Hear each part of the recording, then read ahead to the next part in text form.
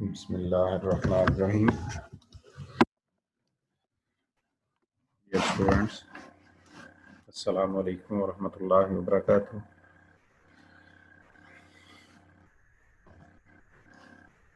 جیسا کہ ہم نے لاسٹ لیکچر کے اندر اخلاق کے ذرائع کے حوالے سے کچھ چیزیں سیکھی تھیں، اس کے ہم نے 5 پوائنٹ دیکھے تھے. ایک ہم نے دعا کے متعلق، دوسرا قرآن مجید کی تلاوت، جس طریقے کے یہ سلائیڈ کے اندر موجود ہیں چیزیں. تیسرا حسن خلق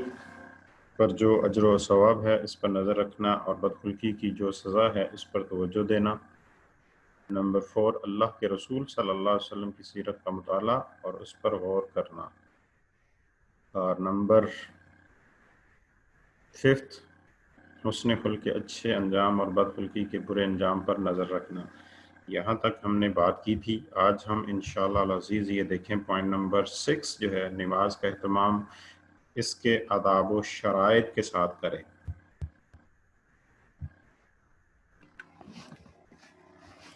جو بھی ان اخلاق حسنہ کا خوگر ہوگا وہ نماز کا جو اہتمام ہے اس کو بڑے احسن انداز سے کرے گا. نماز کے حوالے سے قرآن مجید کی بے شمار آیات آپ سب اس سے بخوبی آگاہ ہیں. اتنی لمبی چوڑی اس پہ بات نہیں کروں گا. قرآن مجید کے اندر جس طرح سورہ بقرہ آیت نمبر 43، اس میں اللہ رب العالمین نے ارشاد فرمایا وَأَقِيمُوا الصَّلَاةَ وَآتُوا الزَّكَاةَ وَارْكَعُوا مَعَ الرَّاكِعِينَ. نماز قائم کرو، زکوٰۃ ادا کرو اور رکوع کرنے والوں کے ساتھ رکوع کرو. جو شخص نماز ادا کرتا ہے وہ گویا کہ اخلاق کے ایک اخلاق کے ذریعوں میں سے ایک ذریعے کے اوپر عمل پیرا ہو رہا ہوتا ہے. اس کی مین وجہ کیا ہے کہ کس طریقے سے وہ اخلاق حاصل کر رہا ہوتا ہے نماز کے ذریعے. قرآن مجید میں دوسری جگہ پر اللہ کی ذات ارشاد فرماتی ہے ان الصلاۃ تنہی عن الفحشاء والمنکر، کہ بے شک نماز بے حیائی اور برائی سے روکتی ہے. یعنی جو نماز ادا کرنے والا شخص ہوتا ہے کس طریقے سے اس کے اندر اخلاق آتا ہے کہ وہ بے حیائی اور برے کاموں سے رک جاتا ہے. بے حیائی اور برے کام جو ہیں یہ بد اخلاقی میں آتے ہیں. تو جو بد اخلاقی سے بچ جاتا ہے وہ یقیناً اخلاق حسنہ کی طرف آ جاتا ہے. اس طریقے سے نماز جو ہے وہ اخلاق حسنہ کا ذریعہ بنتی ہے، ایک اچھے اخلاقوں کا ذریعہ بنتی ہے. اسی طریقے سے اللہ رب العالمین نے سورہ طٰہٰ آیت نمبر 14 کے اندر ارشاد فرمایا وَأَقِمِ الصَّلَاةَ لِلذِّكْرِ، کہ یہ نماز کے ذریعے جب تم نماز قائم کر رہے ہوتے ہو تو حقیقت میں للذکر، وہ میری یاد کے لیے ہوتا ہے. تو جو شخص اللہ کی یاد میں زندگی بسر کرتا ہے وہ حقیقت میں اخلاق حسنہ کو حاصل کر رہا ہوتا ہے. اسی طریقے سے نبی رحمت صلی اللہ علیہ وآلہ وسلم یہ نماز کے حوالے سے جس کو حضرت عبداللہ بن عمر رضی اللہ تعالیٰ عنہ جس کے راوی ہیں، نبی کریم صلی اللہ علیہ وسلم نے نماز کے حوالے سے جو بنیادیں، اسلام کی بنیادیں جو قرار دیا ہے تو فرمایا بنی الاسلام علی خمس علی ان یعبد اللہ ویکفر بما دون وإقامت الصلاة وإیتاء الزکاة وحج البیت وصوم رمضان. اس کو صحیح مسلم میں روایت کیا ہے. یعنی نماز کو جو دین کی بنیاد ہے اس میں ایک سب سے پہلا جو پلر قرار دیا ہے وہ نماز ہی کو پلر قرار دیا ہے. اس کے بعد جو نیکسٹ پوائنٹ ہے آپ کا آپ دیکھ رہے ہیں اس سے نیکسٹ سلائیڈ کی طرف اگر ہم چلیں تو اس میں روزے کا اہتمام ہے. یہ آپ دیکھ رہے ہیں روزے کا اہتمام. تو روزہ جو شخص رکھتا ہے وہ گویا کہ اخلاق کو حاصل کر رہا ہوتا ہے. اب میں یہاں پہ اگر آپ میں سے یہ سوال کر لوں کہ روزہ جو ہے اس کی کیا صرف ہمارے اوپر ہی فرض ہے یا اس سے پہلے بھی فرض رہا ہے، تو اس کے حوالے سے سمپل سی بات ہے، ہم اس کو بڑے آسان انداز میں قرآن مجید کے اندر یہ آیت موجود ہے، یا ایھا الذین آمنوا کتب علیکم الصیام کما کتب علی الذین من قبلکم لعلکم تتقون. اس آیت کے اندر جہاں اہل ایمان کو اس بات کی تسلی دی جا رہی ہے کہ آپ کے اوپر ہی روزے فرض نہیں ہوئے بلکہ آپ سے پہلے بھی لوگوں پر روزے فرض رہے ہیں، یعنی یہ ایک بائی نیچر جو انسان کی جو انسان کے اندر جو بات ہوتی ہے یہ دوسروں کی طرف دیکھ رہا ہوتا ہے کہ کیا وہ اس نے یہ کام یا اس کے اوپر یہ ذمہ داری تھی یا نہیں تھی، تو اس کی طرف اشارہ کیا جا رہا ہے. جو آپ کی فطرت کی بات اللہ نے کر دی ہے کہ جو ہم اپنی فطرت کے طور پر دوسروں کو دیکھ رہے ہوتے ہیں کہ یہ ذمہ داری جو میرے اوپر ڈالی گئی ہے کیا یہ دوسرے کے اوپر بھی ڈالی جا رہی ہے کہ نہیں ڈالی جا رہی ہے. اس معاشرے کے اندر رہنے والا جو فرد ہے، کیا جس ذمہ داری کو میں ادا کر رہا ہوں کیا دوسرا بھی اس کو ادا کر رہا ہے کہ نہیں کر رہا. تو اسی کی طرف اللہ رب العالمین نے ارشاد فرمایا یا ایھا الذین آمنوا کتب علیکم الصیام کما کتب علی الذین من قبلکم، کہ جو روزے کی ذمہ داری تمہارے اوپر لگائی گئی ہے یہ اس سے پہلے بھی دوسرے لوگ بھی یہ کام کرتے رہے ہیں. اور اس کا سب سے بڑا پرپس، اس کا سب سے بڑا جو مقصد وہ کیا ہے، لعلکم تتقون، تاکہ تم متقی ہو جاؤ. اب یہاں پہ اگر ہم متقی کی بات کریں تو یہ اصل میں جو روزے کا اہتمام کرنا ہے، متقی بن جانا ہے، جو کہ سورس آف ایتھکس میں سے ایک ذریعہ ہے، ایک سورس ہے اچھے اخلاق کا، کہ انسان متقی بن جائے. اگر حضرت ذوالنون مصری کی تعریف کے مطابق متقی کو ڈھونڈنا ہو تو کیا ہے، تو کہتے ہیں کہ ایک شخص ہے، اس کی ڈیلی روٹین ایک ایک لمحہ اس کا لکھ لیا جائے کہ اس کا یہ لمحہ اس کی زندگی کا اس طرح وہ گزر رہا ہوتا ہے. ایک بڑی سی لسٹ بنا لی جائے اس کی کہ وہ انسان کہ جو ڈیلی میں یہ کام کرتا رہا ہے، اس کو ایک بڑی سی لسٹ بنا کر اس شخص کو ساتھ لے کر بھرے مجمع میں اس کو لے جایا جائے اور وہاں جا کر سب کے سامنے اس کے بارے میں اس کی جو کارنامے کرتا رہا اس کو پڑھتے جائیں سب لوگوں کے سامنے، اور وہ پاس کھڑا مسکرا رہا ہو. یہ نہیں ہے کہ ڈٹھائی کی وجہ سے وہ مسکرا، جس طرح کہ آج ہمارے معاشرے کے اندر ڈیٹ ہو جاتا ہے انسان تو وہ بھی مسکراتا رہتا ہے. ایسا نہیں ہے، بلکہ حضرت ذوالنون مصری کہتے ہیں کہ وہ اس وجہ سے مسکرا رہا ہو کہ اس کی زندگی کے اندر کوئی ایسا جو وہ عمل کرتا رہا اس میں کوئی ایسی بات آئی ہی نہیں کہ جس کی وجہ سے اسے کوئی ندامت اٹھانی پڑے. جو اس کے بارے میں اس کسی دوسرے کے منہ سے لفظ نکل رہا ہو وہ اس کا مصداق، اس وجہ سے وہ مسکرا رہا ہو کہ اللہ کا شکر ہے کہ یہ میری زندگی کا یہ حصہ ہے، یہ بات جو کہی جا رہی ہے کہ بدرجہ اتم میری زندگی کے اندر موجود ہے. تو متقی کے حوالے سے اگر ہم یہاں پہ ایک ڈیفینیشن اور کوڈ کر لیں حضرت عمر رضی اللہ تعالیٰ عنہ کے حوالے سے، ابی بن کعب رضی اللہ تعالیٰ عنہ، حضرت عمر کا جو واقعہ بڑا مشہور ہے، آپ لوگوں نے سنا ہوگا، سناتے بھی ہوں گے لوگوں کو، کہ جس میں حضرت ابی بن کعب رضی اللہ تعالیٰ عنہ سے حضرت عمر پوچھ رہے ہیں کہ متقی کس شخص کو کہتے ہیں، تو وہ آگے سے بڑے جٹکانہ انداز میں کہتے ہیں کہ کیا آپ کا کوئی خاردار جھاڑیوں کے درمیان سے راستہ ہو، وہاں اس طریقے کا کوئی راستہ ہو، اس میں سے گزر ہوا ہو؟ حضرت عمر نے کہا کہ بے شک بہت دفعہ اس طریقے سے ہوا، خاردار جھاڑی ہیں، اس کے درمیان سے راستہ ہے، میں گزرا ہوں، کیونکہ وہ مکہ مدینہ کے جو راستے تھے وہ ایسے ہی تھے،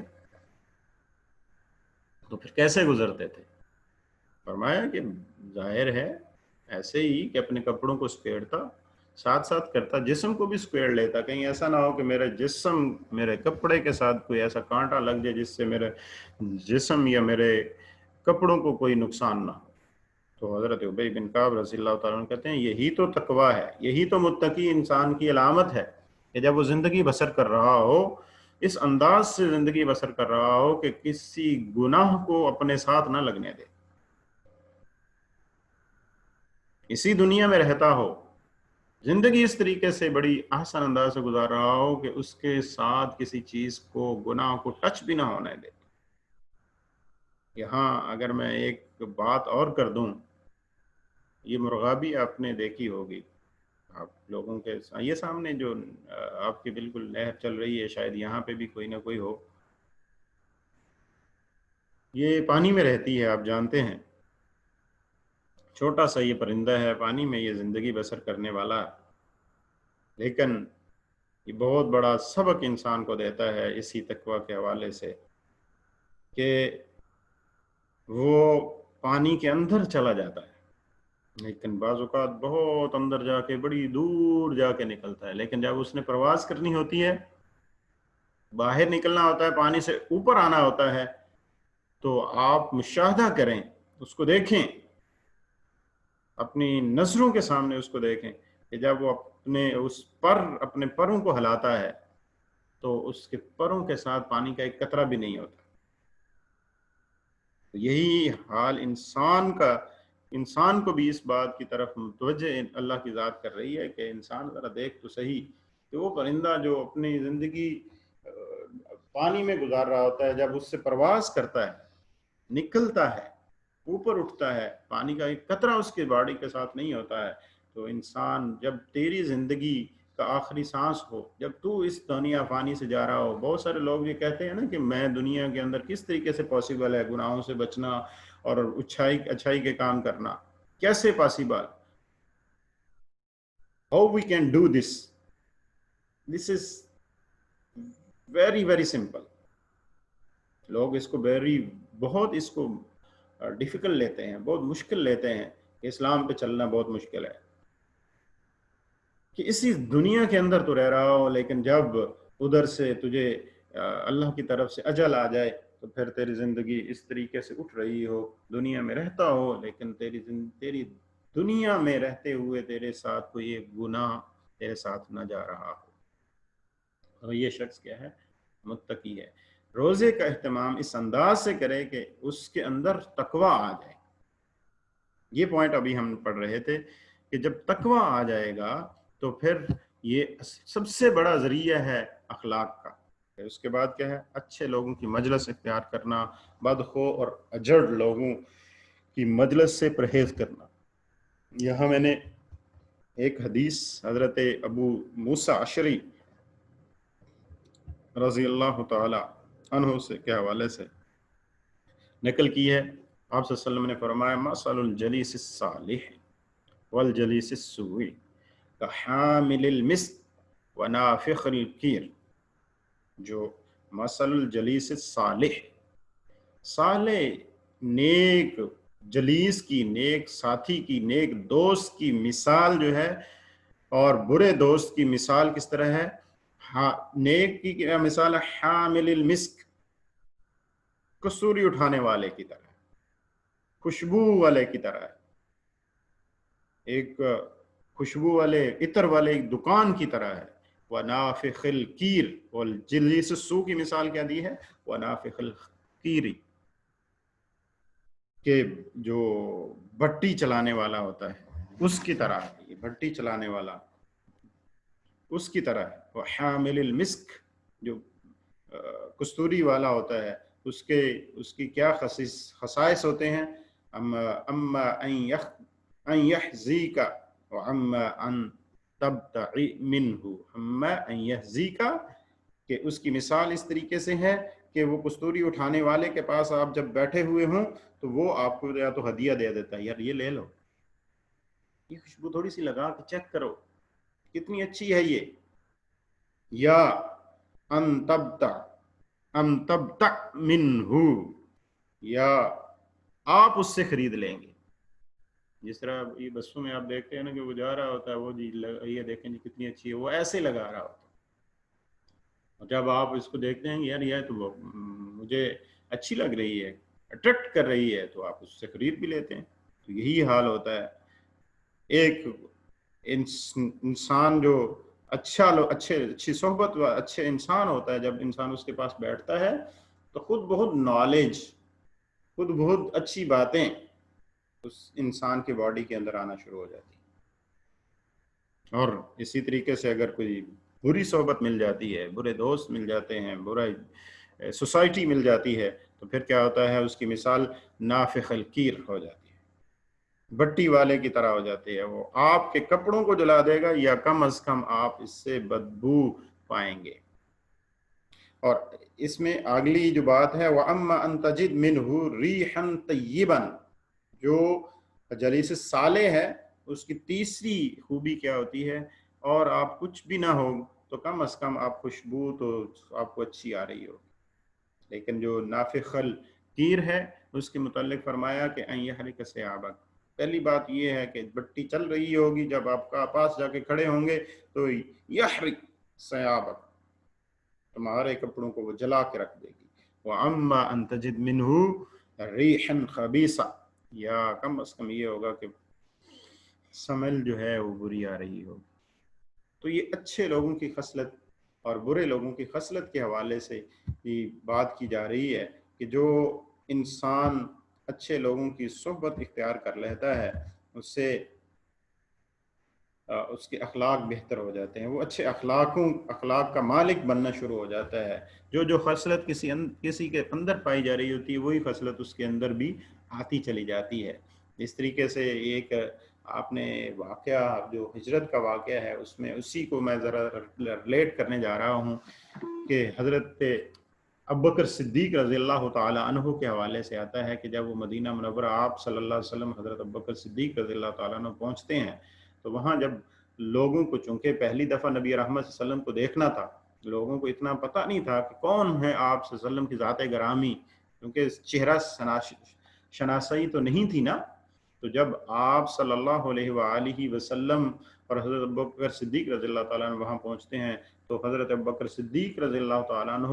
اور آپ صلی اللہ علیہ وسلم کی پہچان نہ کرتے ہوئے کچھ لوگ حضرت ابوبکر صدیق رضی اللہ تعالیٰ عنہ کی طرف لپک رہے تھے اور کچھ نبی رحمت صلی اللہ علیہ وسلم کی طرف لپک رہے تھے. اور وجہ یہ تھی، یہاں پہ لکھنے والوں نے اور ریزن یہ لکھی کہ چونکہ ایک صحبت تھی حضرت ابوبکر صدیق رضی اللہ تعالیٰ عنہ کی نبی رحمت صلی اللہ علیہ وسلم کے ساتھ، اس صحبت کی وجہ سے وہ پہچان نہ کر سکے کہ یہ اللہ کے رسول صلی اللہ علیہ وسلم ہیں، یعنی وہی خصائص، وہی حلیہ، وہی چہرہ، وہی چال ڈال، وہی سارا کچھ جو آپ صلی اللہ علیہ وسلم کے اندر موجود ہے وہی حضرت ابوبکر صدیق رضی اللہ تعالیٰ عنہ کے ساتھ موجود ہے. یہی وجہ تھی کہ وہ پہچان نہ کر سکے. پھر یہاں پہ دیکھیں اللہ کی ذات جو ہے وہ نیک لوگوں کی صحبت کے بارے میں کیا فرماتی ہے، یا ایھا الذین آمنوا اتقوا اللہ وکونوا مع الصادقین، اے ایمان والو اللہ سے ڈرتے رہو اور سچوں کے ساتھ رہو. اور حضرت ابو سعید خدری رضی اللہ تعالی عنہ سے روایت ہے، نبی کریم صلی اللہ علیہ وسلم نے فرمایا لا تصاحب الا مؤمنا ولا یأکل طعامک الا تقیا، کہ آپ کا ساتھی اور کوئی نہیں ہونا چاہیے مومن کے علاوہ، دوستی ہو تو مومن کے ساتھ، ولا یأکل طعامک الا تقیا، اور آپ کا کوئی مہمان بن رہا ہو، آپ کسی کو کچھ دے رہے ہوں تو وہ متقی شخص ہو، یہ آپ کی پریارٹی ہو. آج ہماری پریارٹی کو اور ہو گئی ہے، ہمارا مطمع نظر کچھ اور بن گیا ہے. تو یہاں پہ حدیث مبارکہ کے اندر یہ فرمایا لا یأکل طعامک الا تقی، یہ اس کو ایک اور روایت یہاں پہ جو حضرت ابو ہریرہ رضی اللہ تعالیٰ عنہ روایت کر رہے ہیں، الرجل علی دین خلیلہ فلینظر احدکم من میں یخالل، آدمی اپنے دوست کے دین پہ ہوتا ہے، بس جس چاہیے کہ تم میں سے ہر شخص اپنے دوست کو دیکھے، فَلْيَنْظُرْ أَحَدُكُمْ مَنْ يُخَالِلُ، کہ کون ہے اس کا دوست۔ دوستی کا معیار جو آج ہم اپنائے بیٹھے ہیں یہ نہیں ہونا چاہیے، بلکہ دوستی کا معیار یہ ہونا چاہیے کہ کہیں کل قیامت کے دن پھر ہمیں یہ نہ ہو یا لیتنی لم اتخذ فلانا خلیلا، یہ صدا ہمیں نہ دینی پڑے کہ اے کاش یہ اس کو میں دوست نہ بناتا، بلکہ دوستی کا معیار ایسا ہونا چاہیے کہ کاش کہ میرا دوست فلاں ہوتا، مجھے فخر ہے کہ میری محبت جو ہے وہ اللہ کے رسول کے ساتھ ہے، اللہ کے ساتھ ہے، اللہ کے رسول صلی اللہ علیہ وسلم کے ساتھ ہے، اور جس سے اللہ کے رسول صلی اللہ علیہ وسلم نے محبت کی ہے میری ان چیزوں کے ساتھ محبت ہے، میری اس کے اوپر فخر ہونا چاہیے، ہمارا ان چیزوں کے اوپر فخر ہونا چاہیے۔ المرء مع من احب، اسی وجہ سے نبی کریم صلی اللہ علیہ وسلم نے حضرت ابو موسیٰ اشعری روایت کر رہے ہیں کہ اللہ کے رسول صلی اللہ علیہ وسلم نے فرمایا آدمی اس کے ساتھ ہوگا جس سے محبت کرتا ہے۔ تو یہاں یہی بات ہے، اسی وجہ سے ہمیں چاہیے کہ ہم دوستی کا ہمارا معیار جو ہے، محبت کا جو ہمارا معیار ہے، اور نیک لوگوں کے ساتھ ہونا چاہیے، برے لوگوں کے ساتھ نہیں ہونا چاہیے۔ اسی وجہ سے قرآن مجید کے اندر بھی اللہ نے ارشاد فرمایا وَاصْبِرْ نَفْسَكَ مَعَ الَّذِينَ يَدْعُونَ رَبَّهُمْ بِالْغَدَاةِ وَالْعَشِيِّ يُرِيدُونَ وَجْهَهُ۔ سورہ کاف کے اندر آیت نمبر 28 میں اللہ نے فرمایا وَاصْبِرْ نَفْسَكَ، روکے رہیں اپنے نفس کو، مع الذین یدعون ربهم بالغداة والعشی، جو اپنے رب کو صبح و شام پکارتے رہتے ہیں، اپنے رب کا ذکر کرتے ہیں۔ دوستی تو ان لوگوں کے ساتھ ہونی چاہیے نا جو یاد الہی میں زندگی بسر کر رہے ہیں، یریدون وجہ، جن کے ارادے ہی اللہ کی ذات ہوں، جن کا مطمع نظر ہی اس وقت اللہ کی ذات ہو، دوستی ان کے ساتھ ہونی چاہیے۔ نگاہ ہٹے ہی نہیں، ہما وقت اس کی نظریں جو ہیں وہ اللہ کے احکامات کی طرف ہوں، اللہ کے رسول صلی اللہ علیہ وآلہ وسلم کے احکامات کی طرف ہوں۔ تو دوستی تو ایسے شخصوں کے ساتھ ہونی چاہیے۔ تو یہی اسی وجہ سے اگر یہ معاملہ انسان کی زندگی میں آ جاتا ہے تو یقیناً جو ہے وہ اخلاق حمیدہ کے اوپر وہ انسان فائز ہو سکتا ہے۔ آگے صحابہ اور سلف صالحین کی سیرت کی بات ہو رہی ہے۔ صحابہ اور سلف صالحین کی سیرت کا مطالعہ کریں، یعنی ایک انسان جو چاہتا ہے کہ مجھے اخلاق حسنہ ملے تو اس کو چاہیے کہ وہ صحابہ اور سلف صالحین کی زندگی کا مطالعہ کریں۔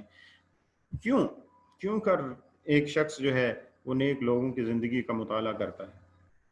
اور وہ اگر نیک لوگوں کی زندگی کا مطالعہ کرے تو کیوں ایسا کرے، اسے کیا ملے گا؟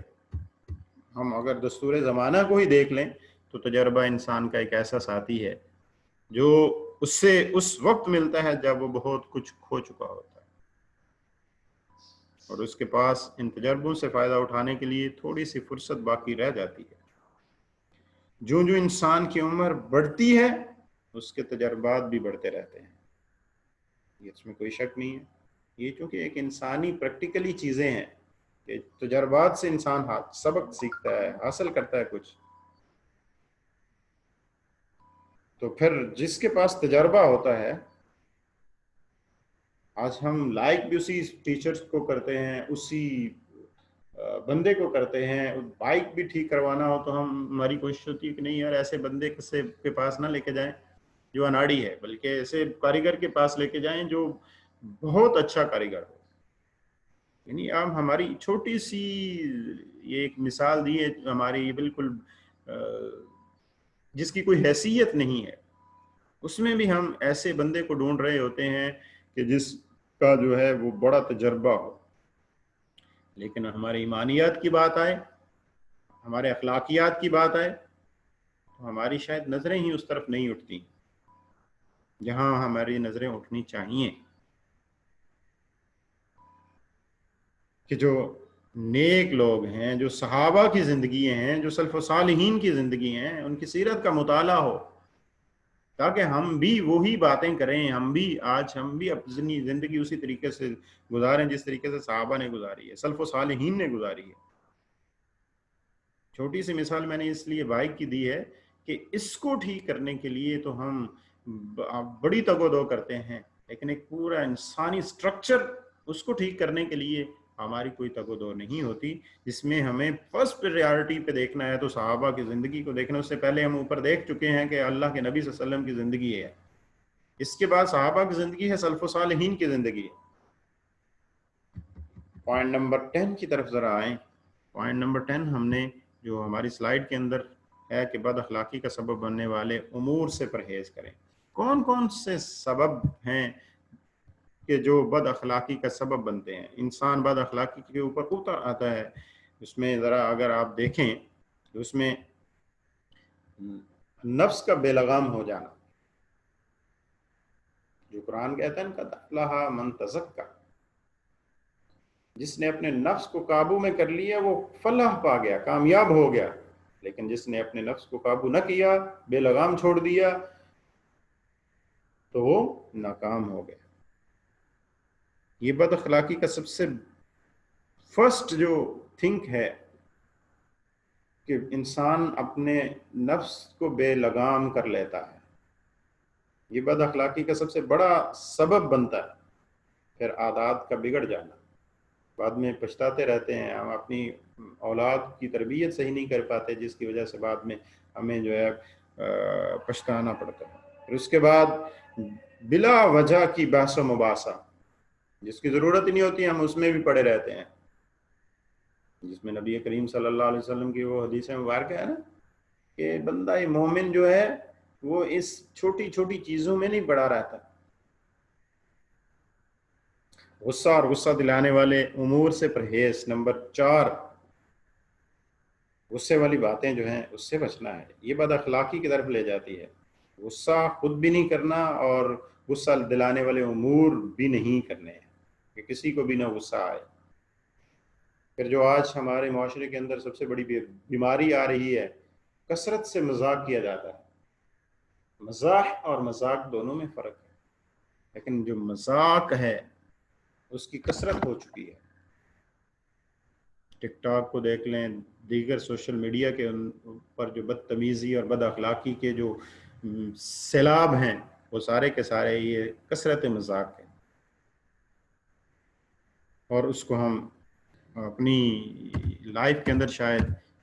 فیل کر رہے ہوتے ہیں کہ یہ جو چیز ہے یہ شاید جو ہے یہ انجوائے کے لیے۔ انجوائمنٹ اور بھی بہت ساری چیزوں میں، آئیے کتابوں میں انجوائمنٹ ڈھونڈیں،